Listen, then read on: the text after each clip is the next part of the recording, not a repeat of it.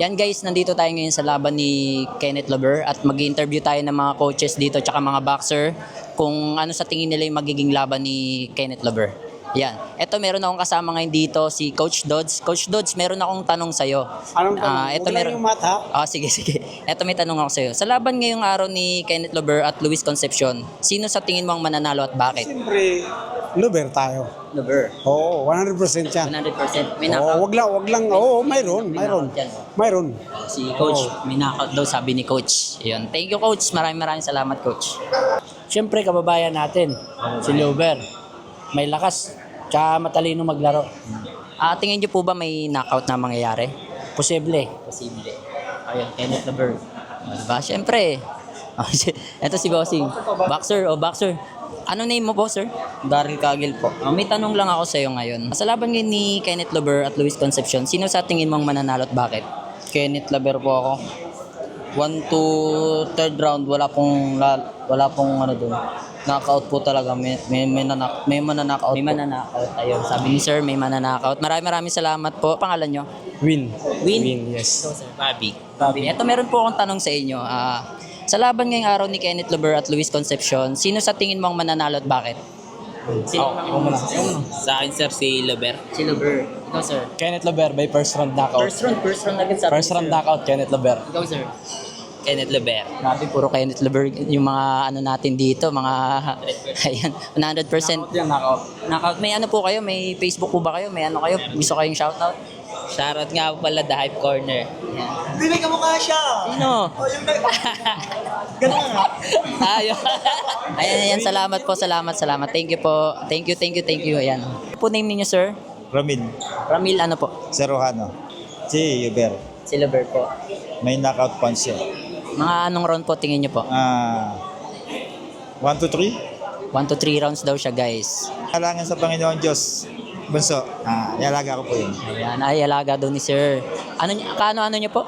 Ako po, sa akin po lumaki yun. Sa inyo po lumaki. Simula 6 months. Ayun, siya daw pala nag-alaga kay Kenneth Lover.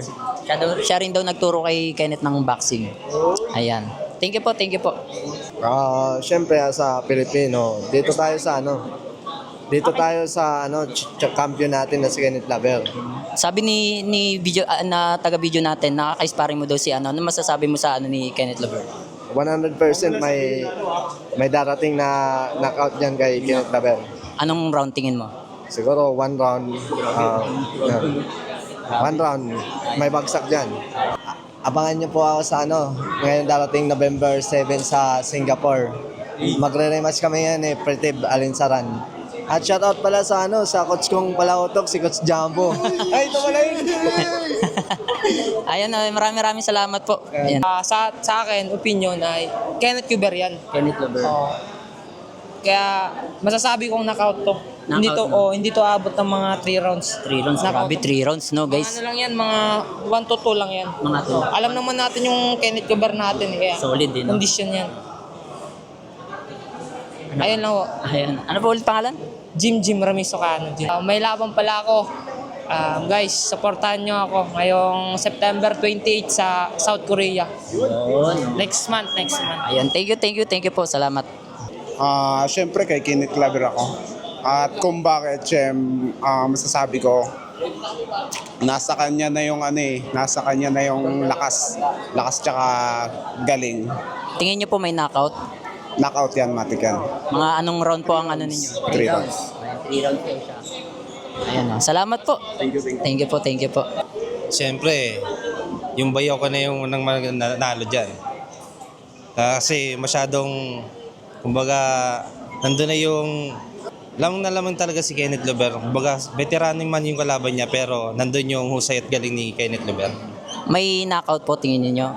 Sa tingin ko po, meron pong magaganap. Mga anong round po? Kung hindi, baka 1 to 5, makuha na ni Kenneth Lover po yan. 1 to 5 daw siya guys. Yan, maraming salamat po. Thank you po.